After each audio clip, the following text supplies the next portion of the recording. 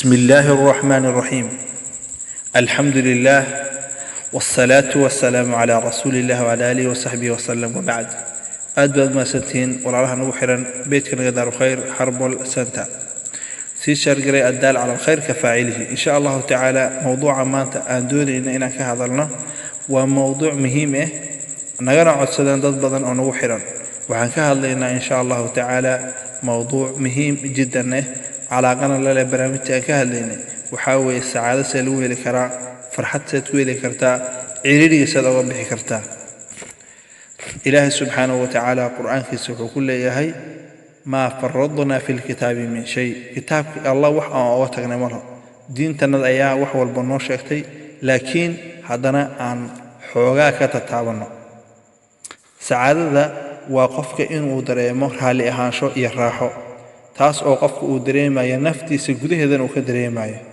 qof walba oo anaga naga mid ah ama qof walba oo adduunkan jooga ama qof walba oo shaqeysanayo waxay kulli doonayaan in ay ku noolaadaan saacadadaas ama raali ahaanshaha nafta. maxaa cagsigeeda mushkilada iskorkoro iyo mataqaanaa iyo nolol ciriiri iyo mar walba oo ciil iyo caro dareento say rabtaa ku imaadee. halkan waxaan ku cadeyn doonaa insha Allah taala wax kamid ah waxyaalaha saacadada iyo waxyaalaha liibaanta. horta mar walba waxa weeyo qof ayaad iska jeclaanaysaa, sheekadiisa ayaad u bogaysaa, qofna waad nacaysaa. qofka waxaa muhiim ah marka inuu mar walba ku dadaalo inuu la joogo dadka uu jecel yahay. waxa kale oo muhiim ah sida sheegayaan kuwa cilmi nafsiga inuu mar walba qofka joogo ama uu tago wiigiiba hal mar meel geedo badan halkaas uu fadhiga ku qaato oo mataqaanaa. waxaa kaloo aad u fiican haddii aad xanaaqdo ama haddii aad mataqaanaa wax culays ay kula kulmaan inaad naqaska iska bixiso ood haysato qof aad humuumtaada iyo mushkilahaada kula soo laabato halkaas oo wax walba ku cadayso. xataa waxay leeyihiin haddii aad weydo qof aad u sheegato waxaadi adiga waran oo naftaada uga waran saas iyo saas iyo saas. haddii saas la dhaho qofku wuxuu leeyahay warmaan waa shay maya naqaska kugu xiran iyo waxaad isku celinayso dib ayay kuu keenaysaa, kuma fiicno caafimaadkaada. waxa weeye tijaabo la suubiyay iyo wax la ogaaday. waxyaalaha kale waxa weeye in aad mar walba ku celinin hadda lacala wax walba qadarta Ilaahay ku imaada. wax ayaa kugu dhacay waad guuleysan weyday, waa in aad naftaada ugu sheekaysa ama saaxiibka uu kugu sheekeeyo adiga ma jabaysid, nin jabaya ma tihid, waxaana wax caadi oo dhaca hore u socon ugu dhaho adigana asaas kugu sheekayso. lamba ka kale waxa weeye waa in aad bixiso sadaqo haddii rabto ha yaraatee. sadaqada waxay ka mid tahay waxyaalaha qofka siiyo inuu qofkii noqdo qof faraxsan mataqaanaa. bakhaylnimada waxaa amrayo ama ku amrayo ama ka qadana shaydaankana mar walba wuxuu rabaa inaad ciriiri gasho. qofkii qof mu'min ah ka faydo hal kurbe Ilaahay wuxuu ka faydaa kurbadaha yooma maalinta qiyaamaha. mar walba isku day in aad sadaqa bixiso. sadaqadaas waxay ku siinaysaa sacaada ama farxad joogto ah. rasuulku sallallahu alayhi wasallam wuxuu leeyahay man farraja an mu'minin kurbatan فرج الله عنه قربة من قرب يوم القيامة. waxyaalaha kale oo liibaanta lagu helo ama saacadada ama farxadda ku dareemayso waxa weeye in aad ilaaliso qabayska iyo nadaafadda, in aad biyo qabow ku qabaysto markii kuleel uu jiro, kadibna aad iscatariso, kadibna dhar qurux badan aad xirato, kadibna aad meel fiican li'aanna meesha aad seexanayso dharka aad xiranayso waxay ka qayb qaadanaysaa koritaanka maskaxdaada. waxay leeyihiin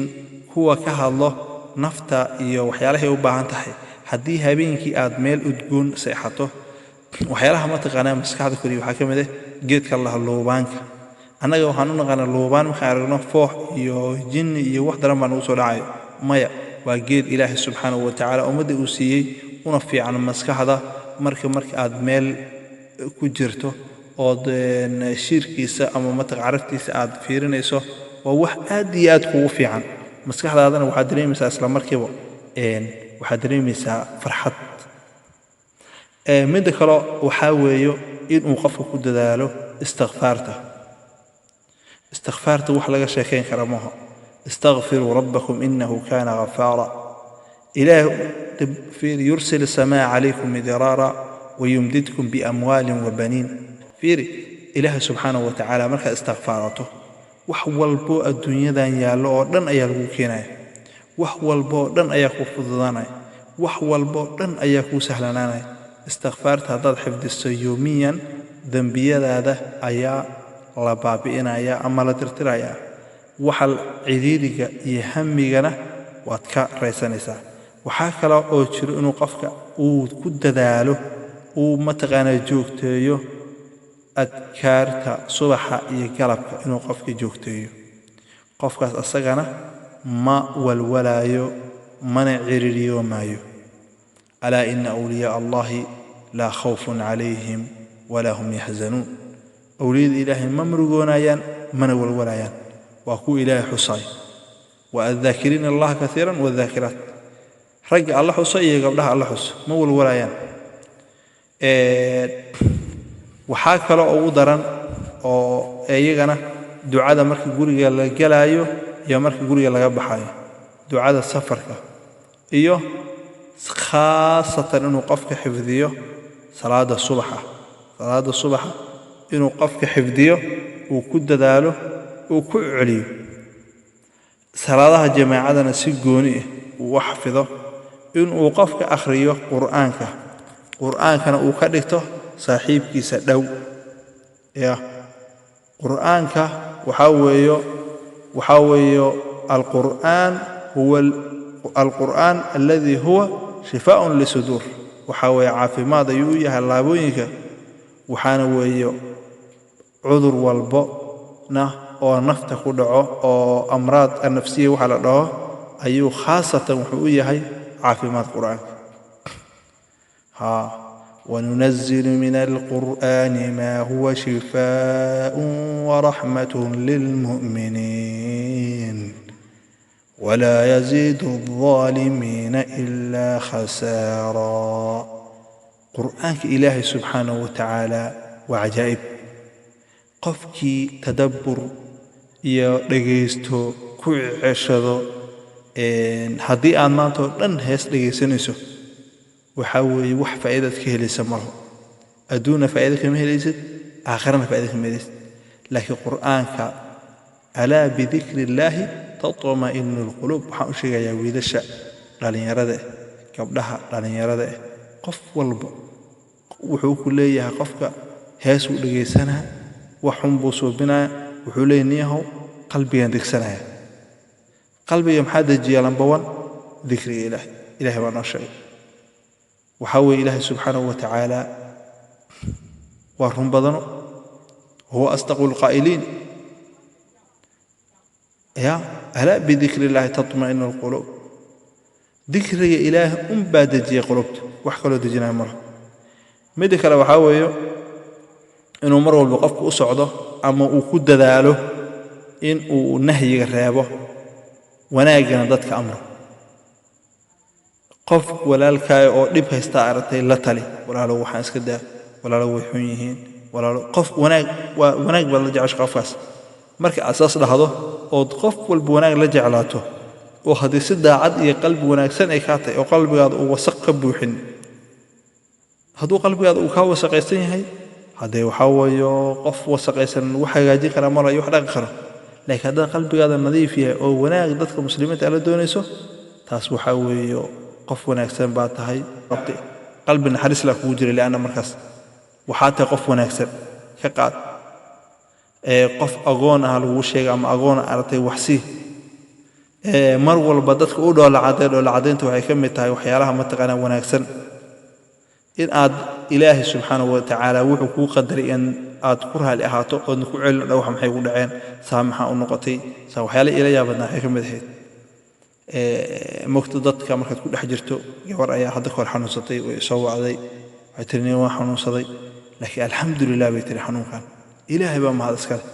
gabar aad u sadaqa badan bay ahayd wallahi alcadiim waa u duceeyaa mar walba allah barakeeyo gabadhaas iyo qof walba oo iyada la mid oo qalbi wanaagsan buu ilaahay siiyey waxay tiri salaadeedii galab bay ahayd xaaladeeda dhan way adkayd wallahi laakiin waxay tiri markii xanuunkan ugu dhacay ilaahay baa mahad iska xanuunkan khayr u yahay lianna xanuunkan markii ugu dhacay waxay tiri waan soo laabtay sadaqaan bilaab salaadii ay hagaagtay saasaa la rabaa haddaad wax khayraysata khayr bay kuu noqon haddaad sharaysata wax shar bay kuu noqon ya inama alacmaalu binniyaat acmaasha waa niyo qalbigaada un baadil waxa weeye qofka ilaahay subxaana watacaala wax khayr laka fasha oo dhaha ilaahay ima dayacayo insha allah ilaahay ma dayacayo laakiin haddaad wax daran oo niyadaada ku dhex jiraan ka waran oo qalbigaada markaas qalbigaada ayaa xun marka insha allahu tacaala ilaahay in barakeeyo waxaan kusoo gabagabeynayaa insha allahu tacaala fiidiyowgu ila dheeraaday barnaamijka ayaa ballaaran marka waa in aan soo koobo weeyo marka assalaamu calaykum waraxmatullahi wabarakaatu waxaan qalday waa naftayda shaydaan waxaan saxayna fa min allah baarak allah fiikum jazakum allahu khayr aljazaa